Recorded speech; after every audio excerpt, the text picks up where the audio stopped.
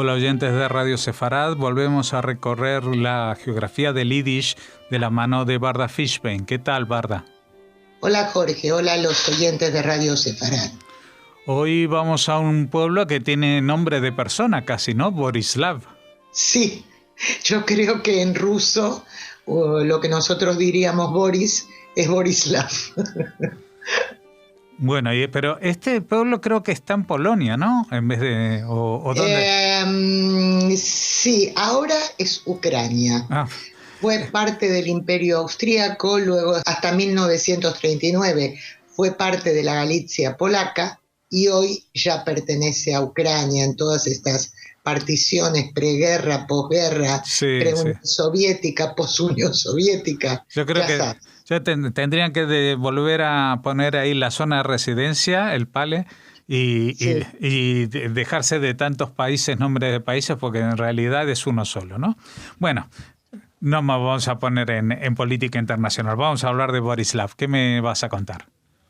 Los judíos llegaron a este shtetl del distrito del Lviv o Lvov tras hallarse ahí en 1840 yacimientos petrolíferos y fueron pioneros en esta industria, tanto como empresarios como trabajadores. Entre los más importantes descubrimientos tecnológicos del siglo XIX es preciso citar el del farmacéutico Jan Zech, judío, que hizo nacer una nueva industria en base al petróleo. Junto a otros científicos, creó un método para la destilación del crudo extraído en Borislav y en 1853 consiguieron fabricar la primera lámpara de queroseno. Esta iluminación, entre otros sitios, sirvió en el hospital público, en el Hospital General del Lviv. Los judíos procedentes de toda Galicia se dirigieron a esta localidad con la esperanza de conseguir un trabajo y también con la posibilidad de hacer fortuna. Al principio no vivían permanentemente en Borislav, sino que trabajaban allí toda la semana y regresaban a sus respectivos pueblecitos para el Shabbat. Precisamente por la riqueza de su subsuelo, además de por esa promesa de hacer fortuna rápida, a finales del siglo XIX empezaron a llamar a Borislav la California de Galicia. De hecho, en la década de 1920 produjo el 75% del petróleo que necesitaba Polonia entera.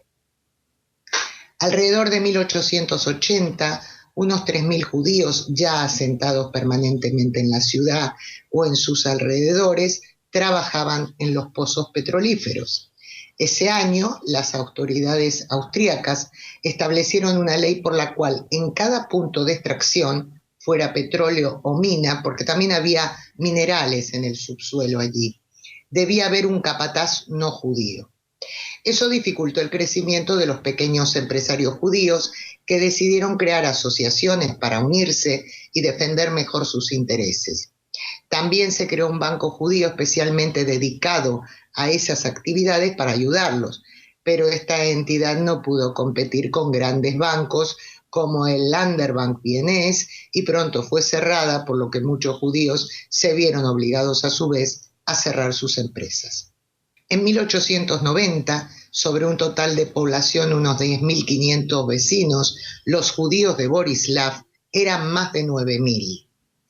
Un año después, en 1891, la Alianza Francesa con sede en Viena abrió una escuela judía que mantenía con sus fondos propios privados el barón Hirsch.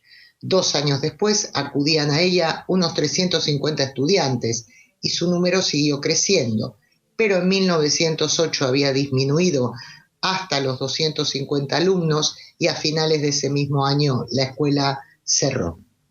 En 1899 quedaban en Borislav solamente 2 compañías petrolíferas judías y al año solamente una.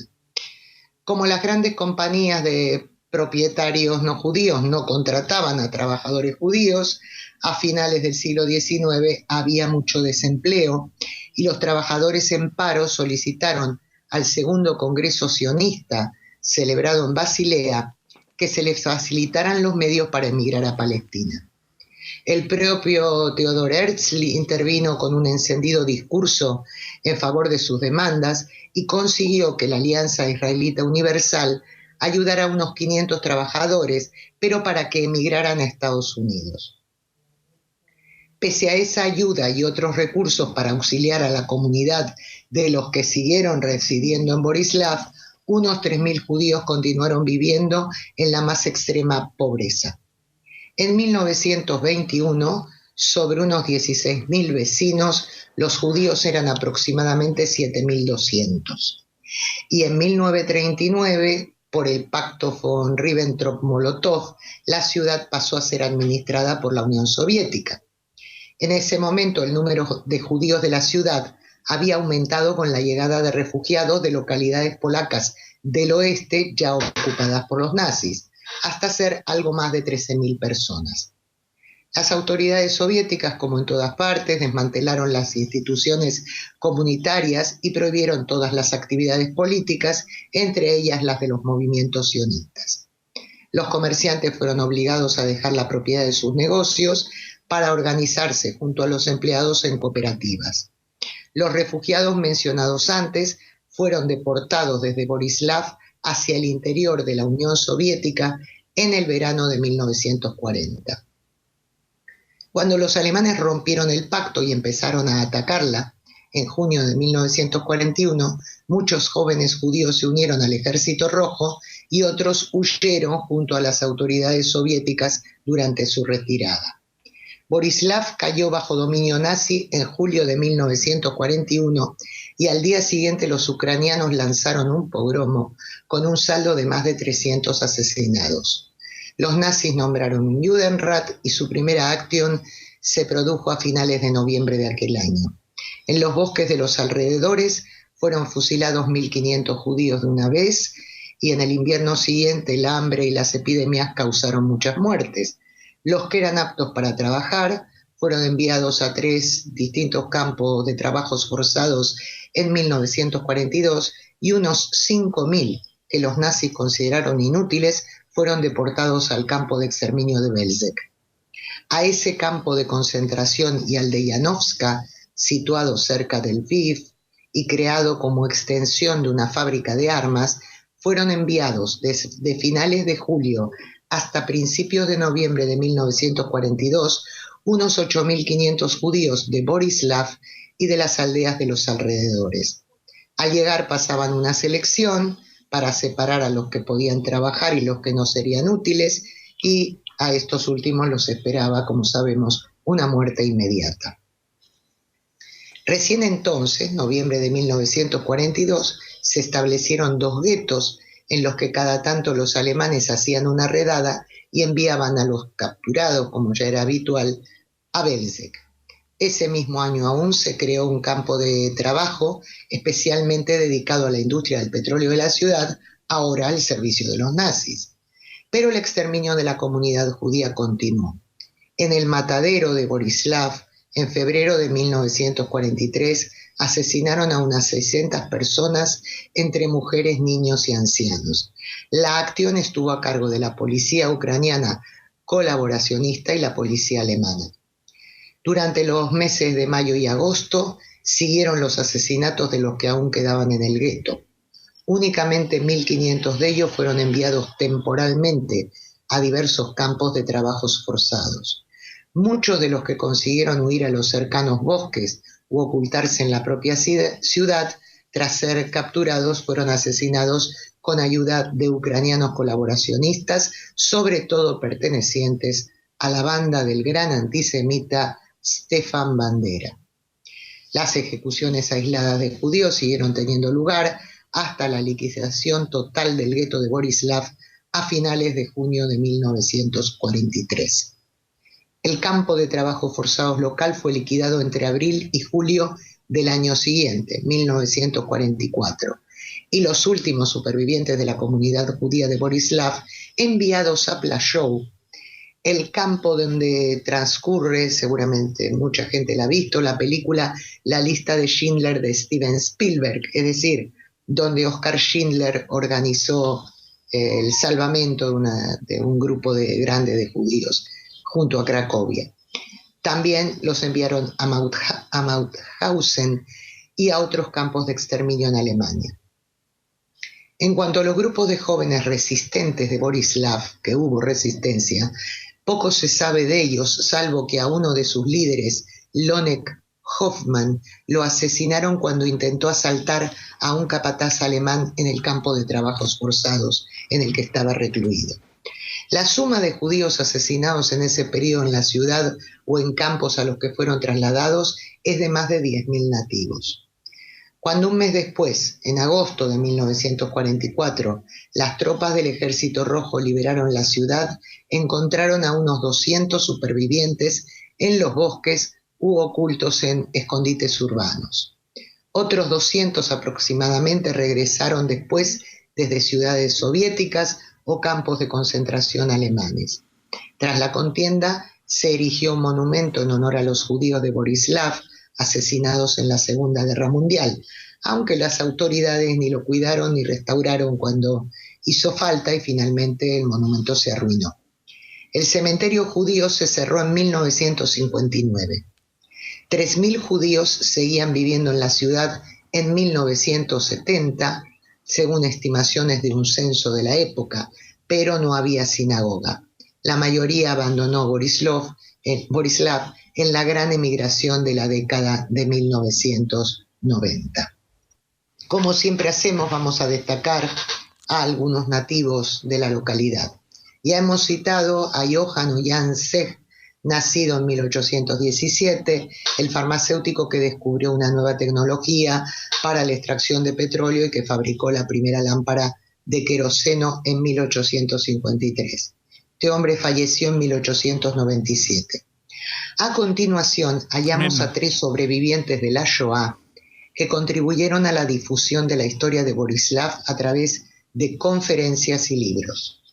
El primero de ellos fue Hank, nacido Henning Brod en 1925, autor de una historia oral en la que describió la vida de su familia y la sociedad de Borislav, donde convivían judíos, polacos y ucranianos sin demasiada discriminación por parte de los vecinos hasta la Segunda Guerra Mundial. Cursaba estudios en un establecimiento educativo hebreo cuando se produjo la invasión nazi de 1941.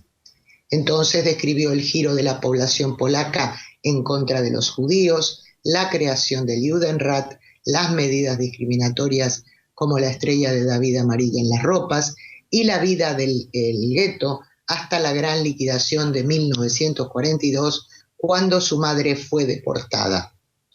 También describió el campo de trabajo forzados donde estuvo recluido y la liquidación total del gueto en 1943. Luego su tránsito por diversos campos trasladado en vagones de ganado. Brod pasó por Plaszow y Mauthausen, entre otros. Su historia concluye con un alegato contra los negacionistas del Holocausto, descripción de su vida en Estados Unidos y su participación en una de las marchas por la vida, esas marchas que se realizan en Yom HaShoah, Día del Holocausto, que en la fecha del calendario judío corresponde al 19 de abril de 1943, cuando estalló la sublevación, el levantamiento del gueto de Varsovia, y que este año correspondió al pasado 2 de mayo en el calendario común. Los participantes recorren la distancia desde el campo principal de Auschwitz hasta el de Birkenau, que fue parte del mismo complejo de exterminio junto con Buna Monowitz. Bien, 2 años después nacía en Borislav la sobreviviente y escritora Sabina Volansky. Su libro Destinada a la vida es la memoria de su experiencia de la Shoah. Tenía 12 años cuando los nazis invadieron su ciudad natal y en sus anotaciones recuerda las humillaciones y el asesinato de toda su familia. Abandonó Europa tras el fin de la guerra y emigró a Australia. En 1967 testimonió en el juicio contra Friedrich Hildebrandt, que asesinó a su padre y a su hermano en Bremen. En mayo de 2005, Alemania inauguró en Berlín el memorial de los judíos asesinados en Europa y Volansky fue la escogida para hablar en nombre de los 6 millones de asesinados. Sabina Bolansky patrocinó en Sídney programas para promocionar el entendimiento intercultural, entre ellos uno dedicado a los niños para evitar la discriminación étnica. Falleció en Sídney a los 84 años en 2011. El tercero de los sobrevivientes del Holocausto de Borislav, que plasmó sus recuerdos, fue Wilhelm Dichter, ingeniero y escritor nacido en 1935. Su padre había muerto y tras la guerra, su madre volvió a casarse y junto a ella vivió en Polonia desde finales de 1944. Obtuvo un doctorado en ingeniería mecánica en el Politécnico de Varsovia y trabajó como ingeniero allí hasta 1968. Ese año la campaña antisemita desatada en el país fue la oportunidad para que él y su familia emigraran a Estados Unidos. En 1996, su primer libro, God's Horse, El caballo de Dios, escrito en polaco, fue nominado para el premio Nike, el máximo galardón literario que entrega Polonia. La obra es autobiográfica y el punto de vista es el de un niño judío durante la Shoah. Pronto se convirtió en una obra designada como lectura en los institutos de bachillerato polacos. En 2000 siguió relatando su vida, en este caso en la Polonia comunista, en The Atheist School, la escuela atea, donde volcó su experiencia como joven estudiante de una elítica escuela superior, su primer amor y sus conflictos ideológicos. Este libro también fue finalista del mismo galardón que el anterior. Su tercera obra, Learning English, Aprendiendo Inglés, relata su caótica experiencia como inmigrante en Estados Unidos y fue publicada en polaco a mediados de 2010. En 2012 sus dos primeras novelas se publicaron en inglés. Las obras de este autor se han traducido al ruso, francés, checo, alemán, sueco y holandés. Por último, Shevach Weiss nació en Borislav en el mismo año que el nativo anteriormente mencionado, 1935. También sobreviviente de la Shoah, en su caso, era un niño pequeño, fue protegido por vecinos ucranianos y polacos. Emigró a Palestina bajo mandato inglés, a finales del mandato, en 1947. Estudió en la Universidad Hebrea de Jerusalén, donde obtuvo un posgrado en Relaciones Internacionales en el año 1961 y luego también un máster en Ciencias Políticas y Estudios Judíos Contemporáneos para finalmente doctorarse. En 1975 empezó a trabajar como profesor en la Universidad de Haifa. Fue miembro del gobierno municipal de esa ciudad entre 1969 y 1981. Ese año fue elegido diputado para la Knesset, el Parlamento israelí, por la coalición Amaraj, como se denominó a dos fusiones políticas que hubo en Israel. Por describirla sucintamente, diremos que la primera de estas alianzas tuvo lugar en el año 1965 y se mantuvo durante 3 años, y la segunda daría lugar a la creación del Partido Laborista de centro-izquierda. Fue diputado y portavoz en la Knesset. Abandonó su escaño en 1999 y al año siguiente se convirtió en presidente del Consejo de Yad Vashem, cargo que mantuvo durante todo el año 2000, tras lo cual sirvió como embajador en Polonia durante 2 años. El presidente polaco Aleksander Krasniewski le otorgó la Gran Cruz del Orden del Mérito de la República de Polonia por su contribución a la cooperación entre Israel y su país. Weiss habla hebreo, yiddish, polaco, ruso e inglés. Y hasta aquí ya ves el pueblecito, todo lo que ha dado de sí. Sí, la verdad que es mucho. Así que volveremos a encontrarnos dentro de 2 semanas para hablar de otro pueblo como este. Así es, Jorge, hasta dentro de 2 semanas.